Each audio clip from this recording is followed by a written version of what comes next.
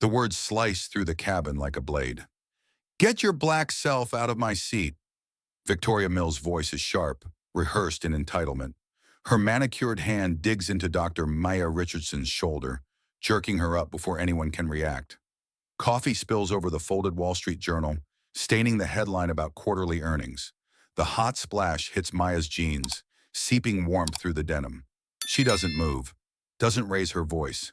Victoria drops into seat 1A, as if claiming conquered ground. She smooths her silk skirt, exhales, and leans back with satisfaction. Around them, murmurs ripple down the aisle. A toddler stops crying. Phones lift silently. Maya stands in the narrow aisle, boarding pass still between her fingers, creased but clear. Seat 1A. Her hoodie clings to the heat of humiliation. The diamond on Victoria's wrist catches the light, bright as accusation. Somewhere behind them, someone whispers, "Oh my God, she just took her seat." Hewer. The air turns heavy, a low hum of disbelief. No one intervenes. No one looks her in the eye.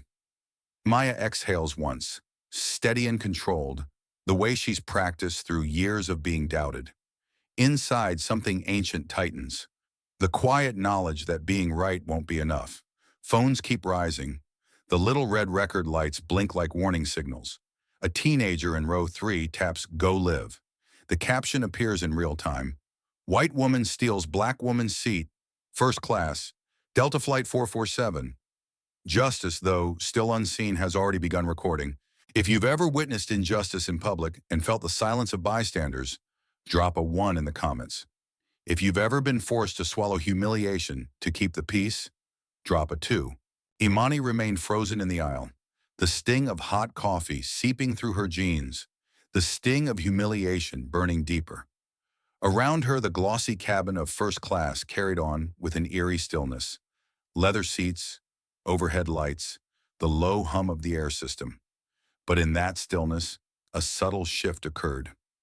Eyes turned, whispers spread. Phones tilted upward, some discreet, others shamelessly obvious. The world was beginning to watch. Lydia leaned back in the seat she had stolen, a satisfied smirk curling across her lips. She adjusted her Chanel jacket as if she were royalty settling into a throne. The diamond bracelet around her wrist caught the light again, glittering like proof of status. Everything about her body language screamed, "I belong here." Amani, by contrast, looked painfully out of place to those who only saw the surface. Her faded hoodie, her scuffed walking shoes, the damp jeans now stained with coffee, all of it framed her as someone the cabin had already judged. In that unspoken judgment, Lydia's theft almost seemed justified. From across the aisle, Chloe's phone captured every angle.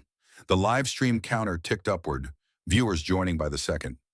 "Oh my God," she whispered to her audience, "you guys won't believe what's happening right now." 200 passengers bore silent witness to a crime playing out in real time. It wasn't just a stolen seat.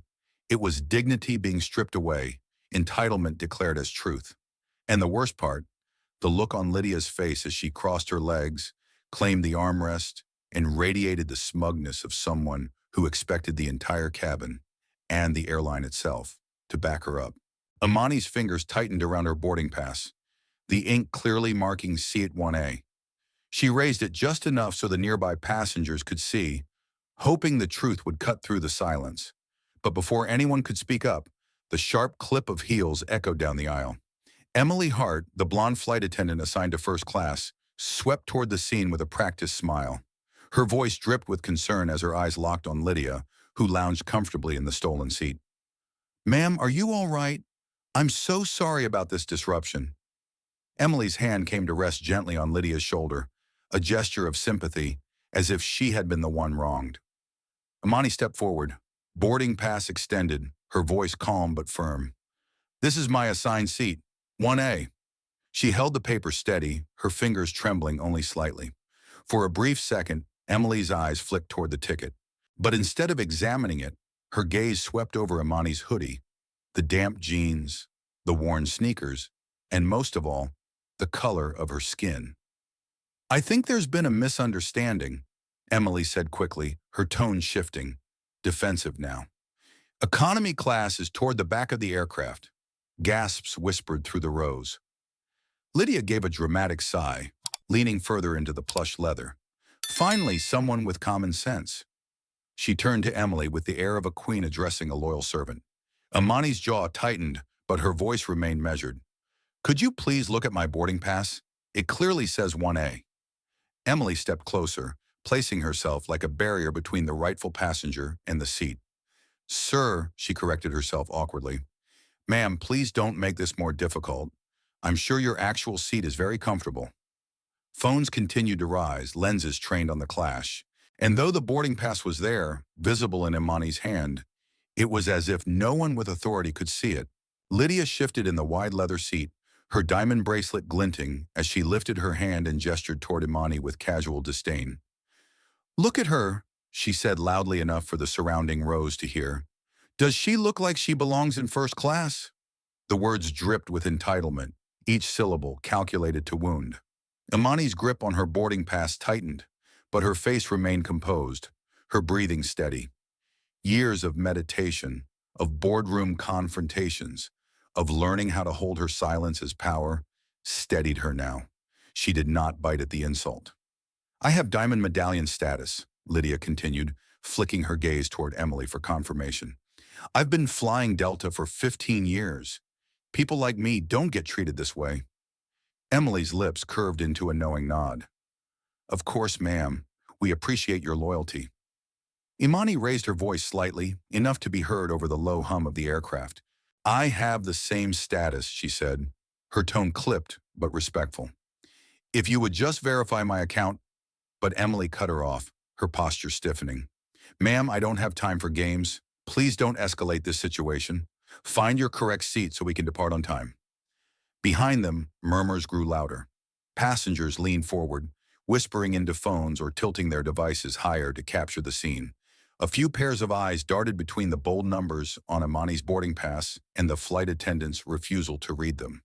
And then from row 5, a voice whispered, sharp and incredulous, "Why won't she just look at the ticket?"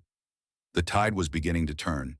Imani held her ground, the boarding pass steady in her hand, but the tension in the cabin had thickened like storm clouds.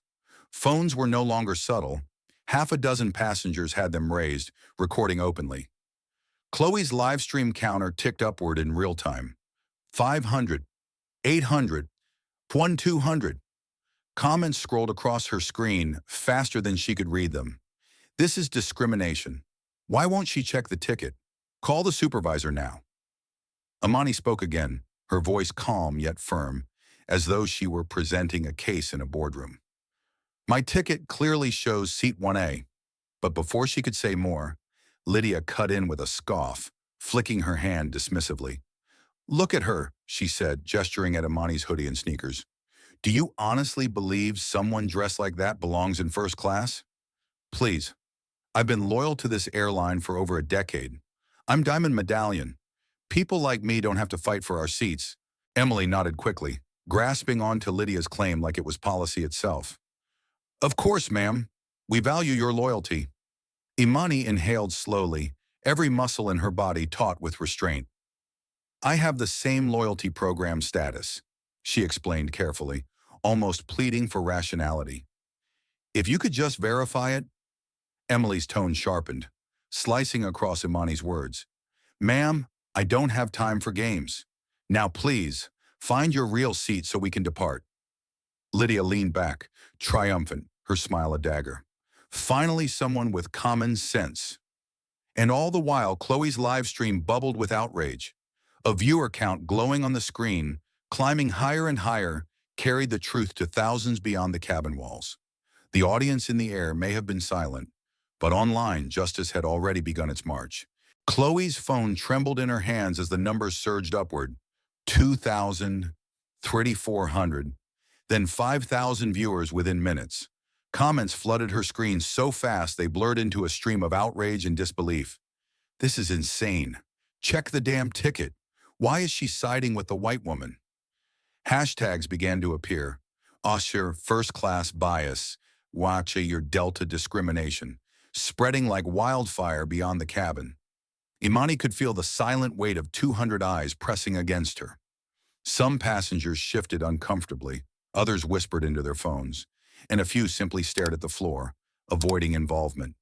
The hum of the engine seemed to grow louder, underscoring every second of injustice.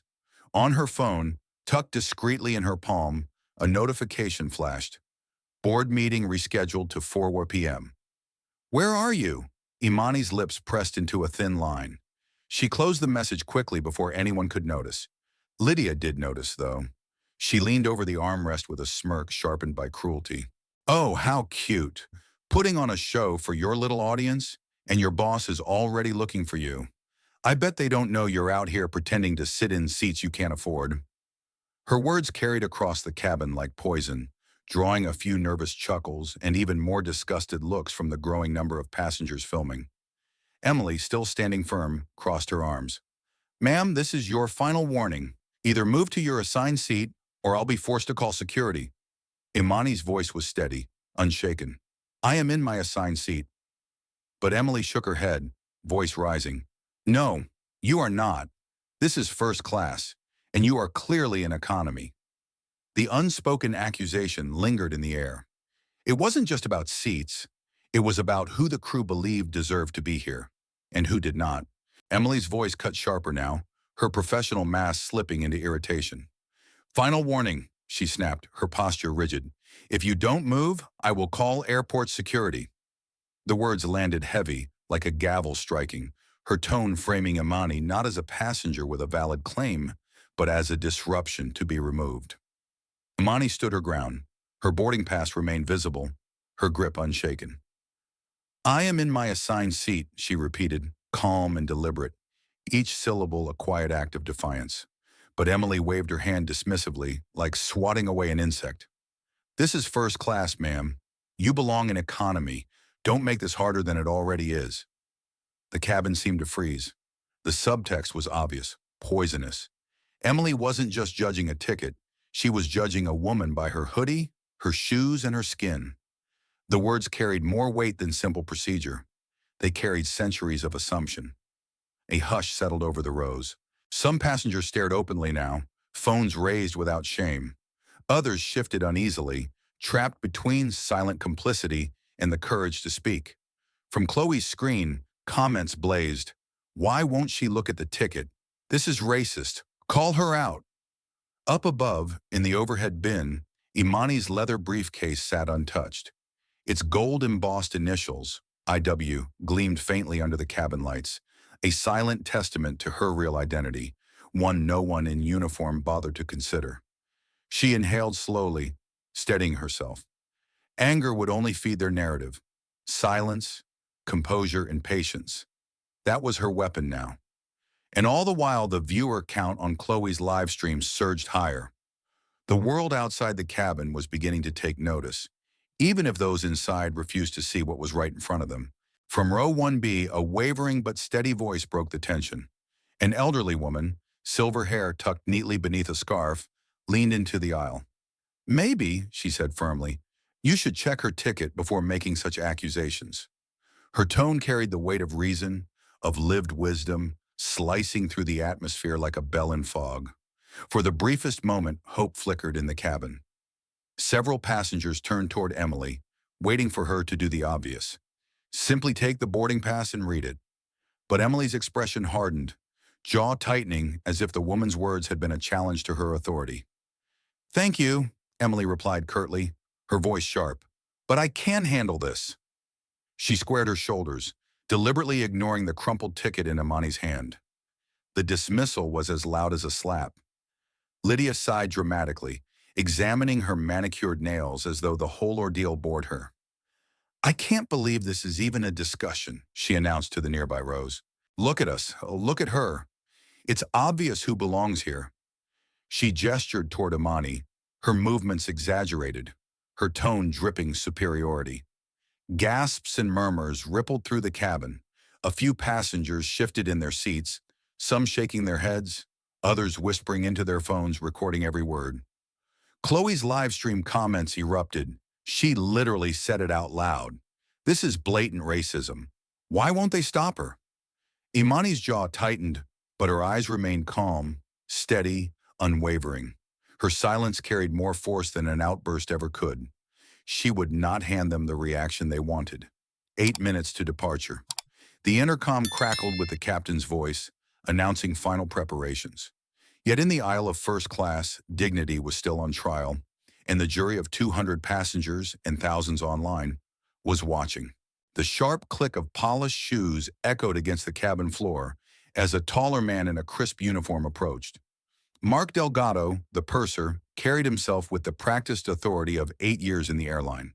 His clipboard was tucked under one arm, posture straight, expression already set as if the verdict had been decided before he even heard the case. Emily turned quickly, relief in her voice. "Mark, thank goodness. We have a passenger refusing to move to her correct seat. She's disrupting the boarding process." The word refusing was laced with accusation, the phrase disrupting designed to paint Imani as the problem. Mark's eyes flicked briefly across the scene. Lydia reclining in 1A, designer jacket perfectly in place.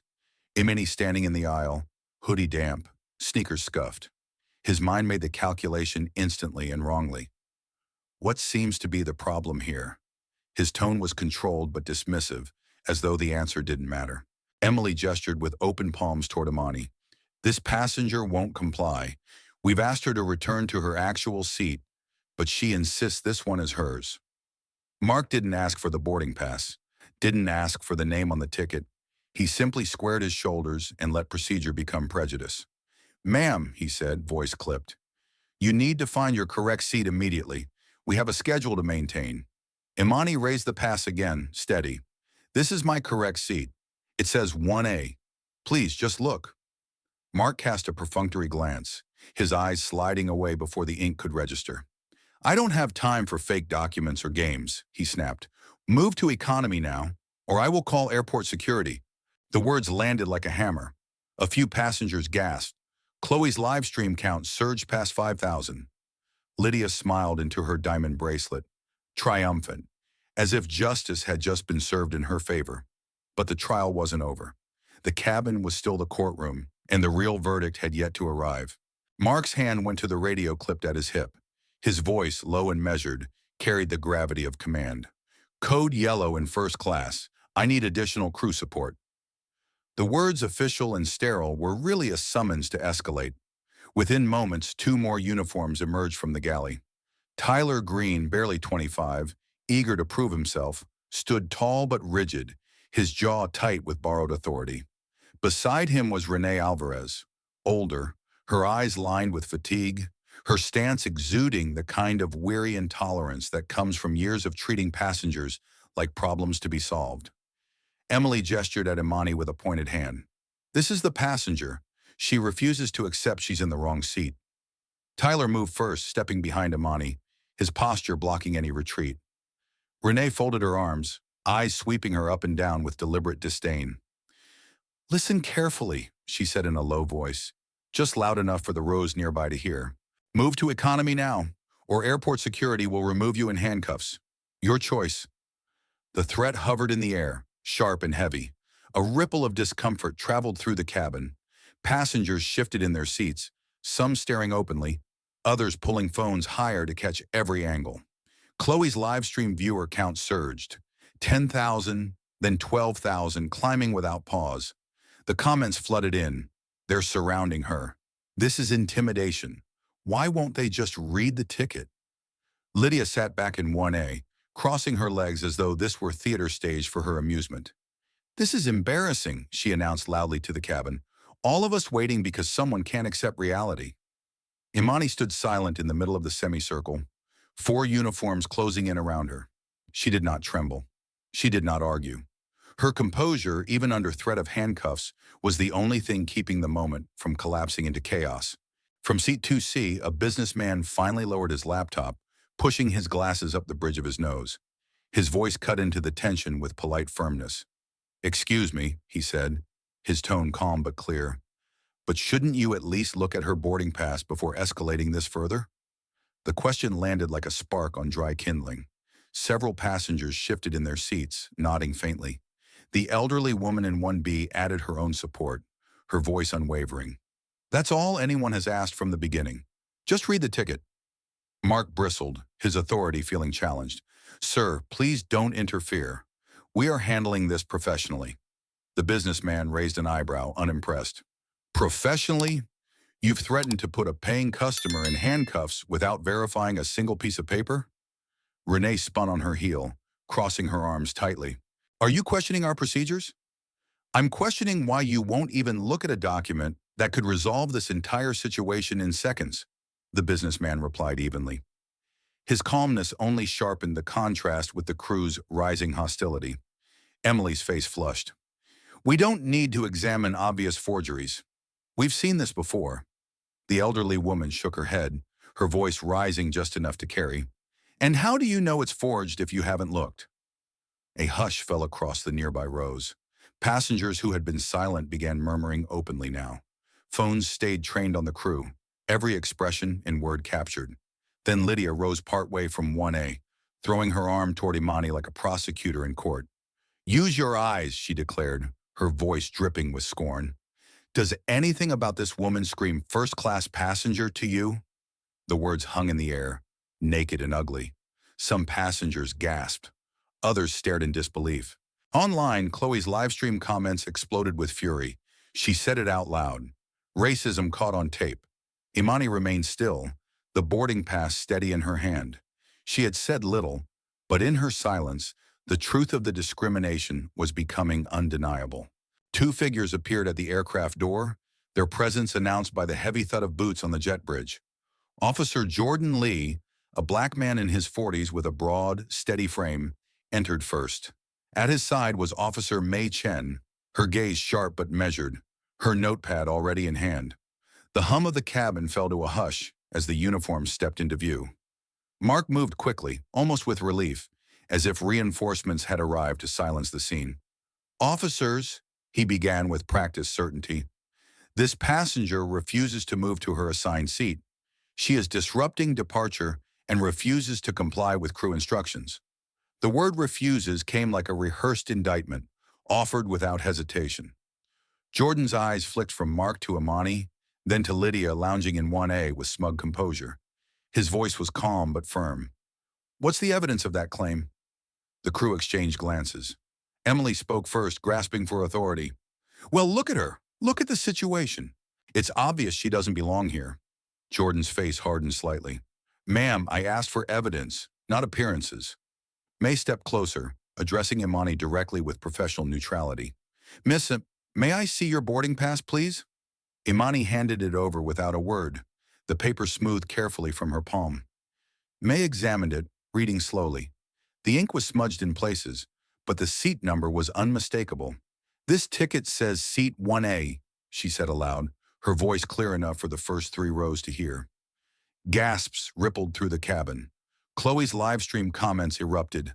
Finally, someone's looking at the ticket. She was right all along. The counter leapt. 15,000, then 20,000 viewers. Lydia leaned forward quickly, pulling out her phone with a flourish. Officers, don't be fooled. I have the boarding pass for 1A. See, right here in my app. Seat 1A, first class. I paid for this. She shoved the glowing screen toward Jordan, her voice rising with practiced indignation. The contradiction now hung between 2 documents, one paper, one digital. The cabin was tense with confusion. For the first time, the crew's certainty wavered, their faces betraying cracks. Imani's eyes remained steady, unflinching. She knew what was coming. The storm was about to break. Officer Jordan held out a hand, steady but insistent. Ma'am, conflicting documents mean we need to go further. Do you have a government-issued ID to match this boarding pass? His tone was even, but the weight of authority carried through the aisle. All eyes shifted to Imani. For a moment, she simply stood there, boarding pass still in May's grasp. Then with calm deliberation, she reached into the pocket of her hoodie. Passengers leaned forward, anticipation crackling in the air like static. Lydia scoffed, rolling her eyes as she thrust her phone closer. Please don't waste more time. This is ridiculous. I have the real boarding pass. Use common sense. I'm Diamond Medallion, 15 years of loyalty. Do you think she could possibly... Ma'am, Officer May cut in sharply, her patience thinning. We'll review all documentation. That includes hers. Imani's hand emerged, not with a driver's license, but with her sleek black phone. Her thumb glided across the screen in a motion so practiced it seemed rehearsed.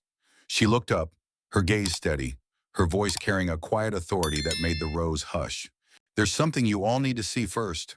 The words landed like a riddle, heavy with promise. Passengers craned their necks, phones tilted higher.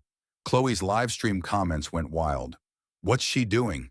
Show them, Queen. Expose the truth." Emily shifted uneasily, whispering to Mark. "She's probably just calling someone to complain." Mark smirked, trying to reassert control. "They always do." But Imani's face was serene, her movements deliberate. Whatever was on that phone wasn't a complaint. It was evidence. Evidence that would not only answer the question of Seat 1A, but transform the power dynamics of the entire cabin. The storm had not yet broken, but everyone could feel the air tighten, waiting for the thunder. The cabin seemed to shrink around Imani as she lifted her phone, the glow of the screen illuminating her calm face.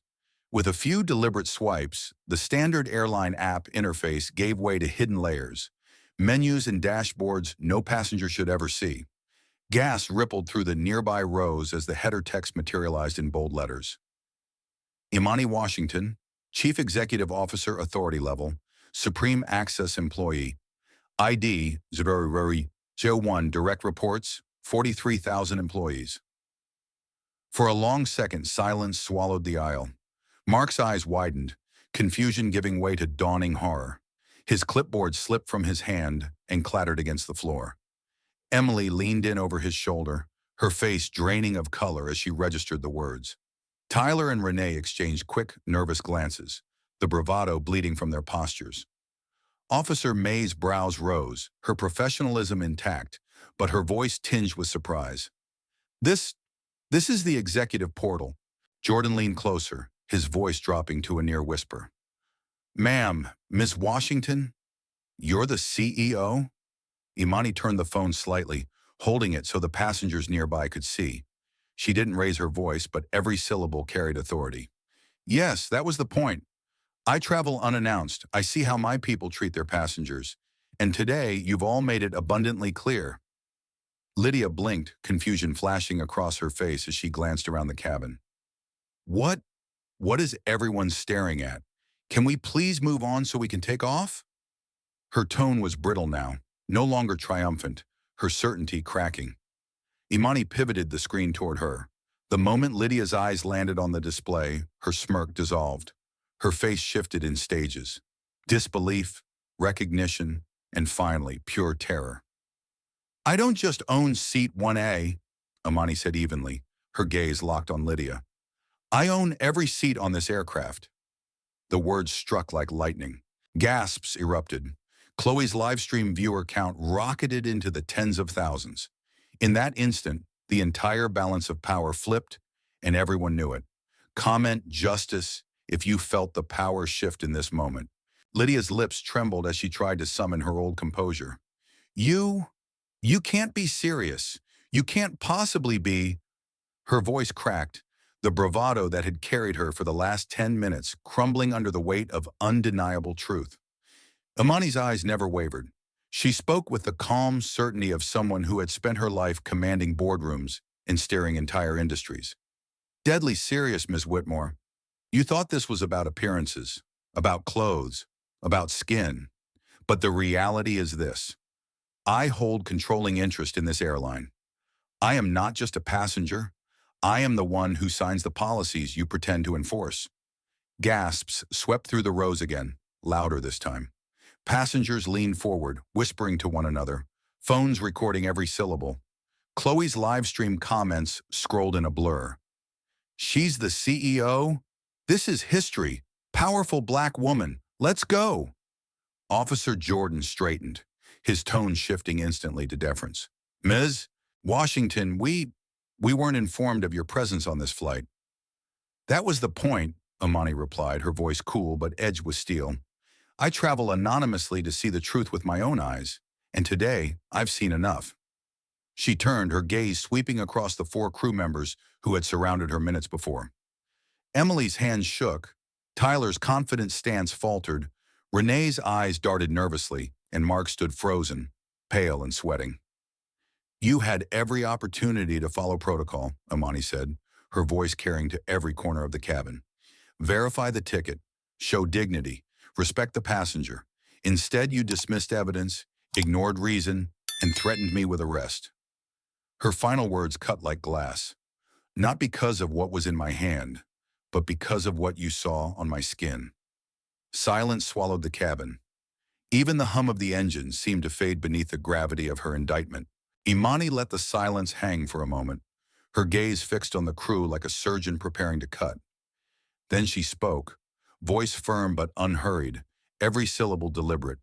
Standard procedure, she began, holding up the crumpled boarding pass still in May's hand, is to verify documentation first. Step 1. Always. Yet you refused. Not once, not twice, but repeatedly. She turned her head toward Emily, who shrank back slightly under the weight of the words. Standard procedure, Imani continued, her eyes shifting to Mark, is to treat every passenger with basic dignity, regardless of their appearance.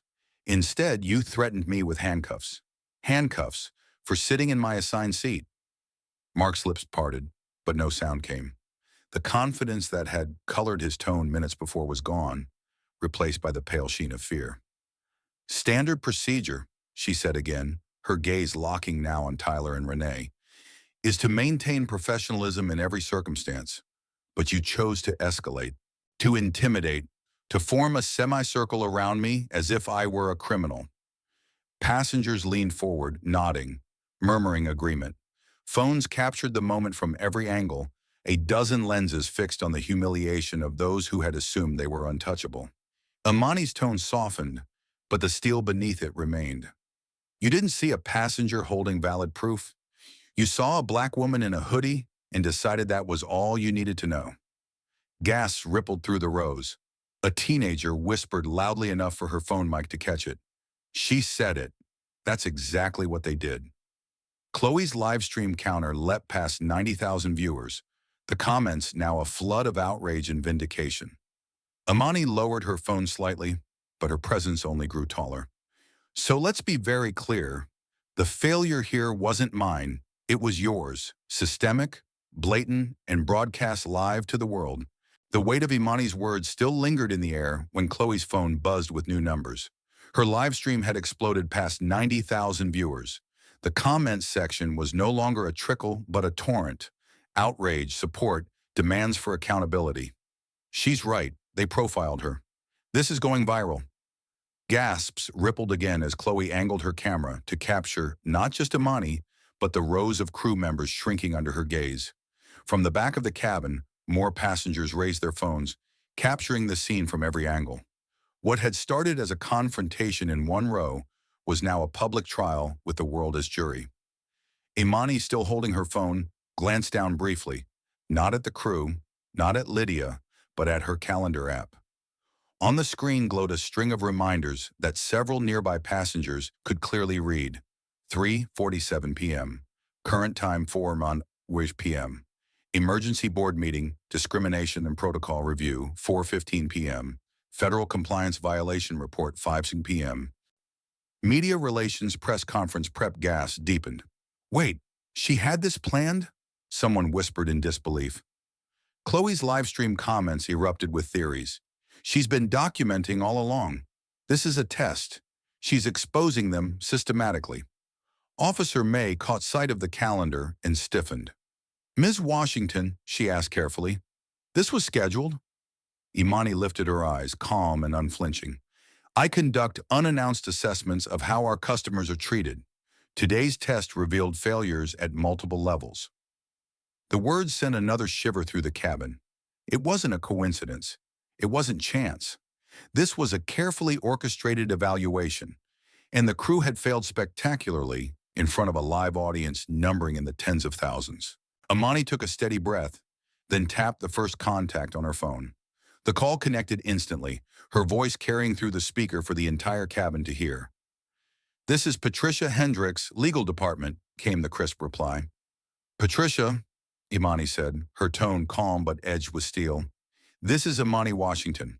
I'm currently on Flight 447, and I need you to prepare immediate documentation for a federal discrimination case. A collective gasp swept the rows. Lydia's eyes widened. Emily's knees buckled slightly. Chloe's live stream chat went into overdrive. She's calling legal live? They're done for. History being made right now. Patricia's voice sharpened with urgency. Understood, Ms. Washington. Can you summarize the situation? I have been discriminated against by 4 of our own crew members and a passenger, Imani stated, her voice rising just enough to carry through the cabin. The incident has been captured on multiple devices and is currently being live-streamed to over 90,000 viewers. Evidence is overwhelming. The silence in the cabin was absolute, broken only by the rapid tapping of phones as passengers documented every word. Patricia paused for 3 seconds, an eternity in legal terms. I'll have a full team standing by within the hour. Do you want me to notify the FAA and the Department of Transportation's Office of Civil Rights? Yes, Imani replied. They'll want to review compliance immediately. Prepare civil rights violation documentation under Title II of the Civil Rights Act, both individual and institutional liability. The crew members visibly flinched at the words federal and civil rights. Lydia's confident smirk had vanished entirely, her face pale as she gripped the armrest of the stolen seat. Imani ended the call with a single tap, then lifted her gaze to the trembling crew. That was just the first call. The cabin, still recording, erupted with murmurs. The storm had arrived, and justice was unfolding in real time. Imani's thumb hovered over her screen only a moment before she pressed the next contact. The phone rang once, twice, then a crisp, professional voice answered, Human Resources Emergency Line. This is Director Janet Mills. Imani switched the call to speaker again, her gaze steady on the trembling crew before her. Janet, this is Imani Washington. I require immediate employment actions regarding multiple crew members on Flight 447. A ripple of unease ran through the aisle. Mark's face went chalk white. Emily's lips parted in shock. Chloe's live stream comments exploded. She's firing them live. This is unprecedented. Accountability in real time. Yes, Ms. Washington, Janet said, her voice taut with focus. Please provide employee names and actions required. Imani's tone remained calm but merciless. Emily Hart, employee 23,847. Full investigation into discrimination violations. Effective immediately, 6-month unpaid suspension, pending mandatory bias training, and psychological evaluation before reinstatement. Emily staggered back against the galley wall, tears spilling down her cheeks. Tyler Green, employee 18,993, 1-year probation, mandatory weekly counseling and monthly diversity certification. Any future incident results in immediate termination. Tyler's proud posture collapsed. He nodded frantically, as if his compliance could save him. Renee Alvarez, employee 31,456. Demotion from senior status, 15% salary reduction for 2 years, and completion of 100 hours of bias training and counseling evaluation. Renee gasped, hands flying to her mouth, the color draining from her face. And finally, Imani's voice hardened, Mark Delgado, employee 47,191. Immediate termination with cause. 0 severance. Forfeiture of all benefits, including pension contributions. Permanent industry-wide notation preventing rehire. Mark's knees gave way. His clipboard clattered to the floor again. He collapsed into the aisle sobbing. Please, Ms. Washington, I have a family. I was just following protocol? Imani cut in sharply. Show me the protocol that justifies racial profiling. Show me the rule that allows you to ignore a valid boarding pass because you don't like how the passenger looks. Mark had no answer. The silence was deafening. Do you think these consequences were fair? Comment below and let your voice be heard. Imani ended the HR call with a measured tap, then raised her chin to address the entire cabin. Her voice carried not only authority but resolve, each word deliberate and unshakable. Today has made one thing clear, she began, sweeping her gaze across passengers and crew alike. Bias isn't just an individual failure. It's systemic, and systemic failures demand systemic reform. Phones tilted higher, recording every syllable. Chloe's live stream count soared past 120,000, comments spilling in a blur. She's rewriting the rules live. This is bigger than one flight. History in motion. Imani lifted her phone again and tapped another contact. Janet, she said when HR rejoined the line, prepare the following policy changes, effective immediately. Her tone hardened. First, body cameras for every crew member on every customer-facing shift. Effective tomorrow, every interaction will be documented. Gasps swept the cabin. A businessman muttered, that's revolutionary. Second, Imani continued, a bias response team will be established at every hub. Any discrimination complaint must be reviewed within 24 hours. Third, independent passenger advocates stationed at all major airports. Their sole responsibility is to protect the dignity of travelers. The rouse buzzed with astonishment. Some passengers actually applauded. Fourth, launch an anonymous reporting app with real-time alerts sent directly to management. No complaint will disappear into silence again. And fifth, dedicate $50 million annually for no less than 3 years to fund mandatory bias prevention training, third-party audits, and cultural reform across the company. The cabin gasped again. $50 million, a number so large it felt surreal, yet it rolled off Imani's tongue with finality. Prejudice has an operational cost, she concluded, and we will no longer allow that cost to be borne by our passengers. The applause grew louder now, hesitant at first, then swelling.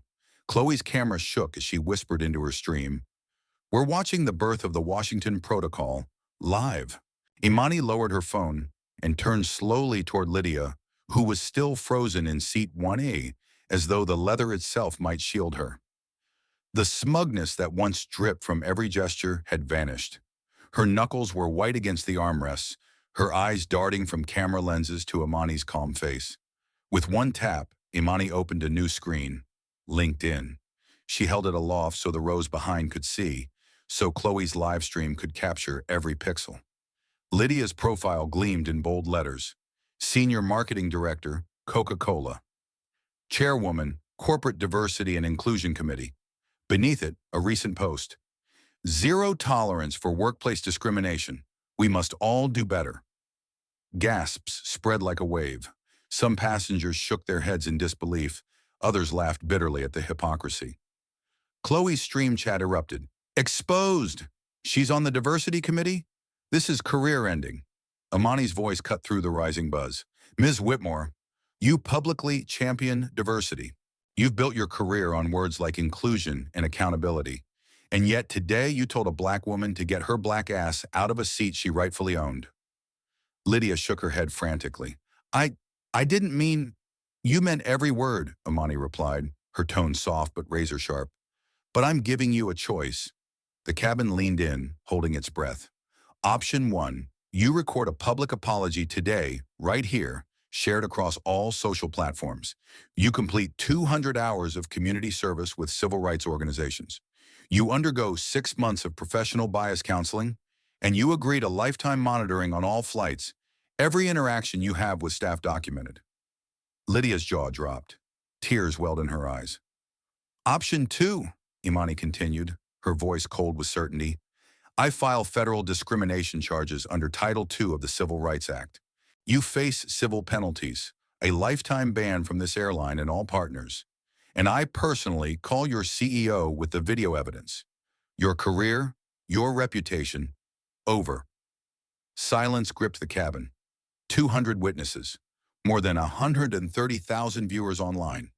The choice was no longer private. It was public, permanent, and inescapable. The cabin felt like a courtroom now. Every row a gallery, every phone a witness stand. Lydia's mascara streaked down her cheeks as she stammered.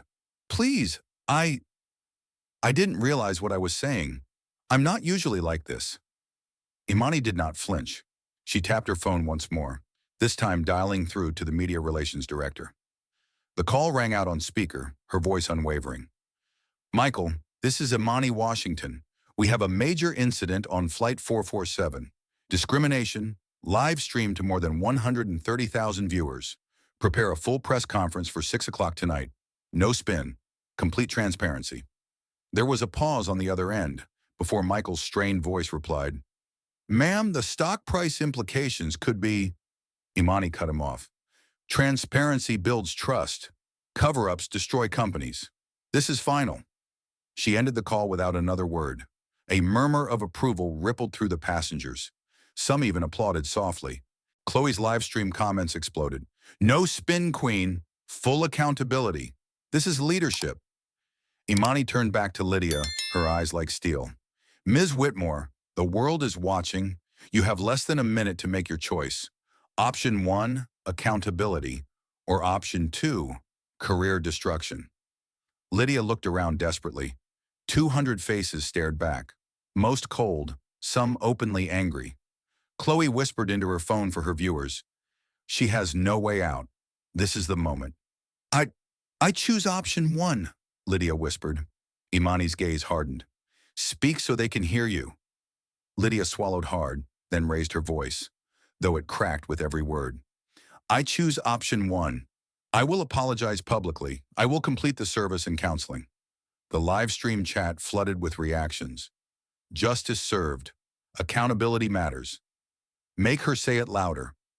Imani gave a single nod. Then let it be documented. Officer, please record her statement for the file. Ikram.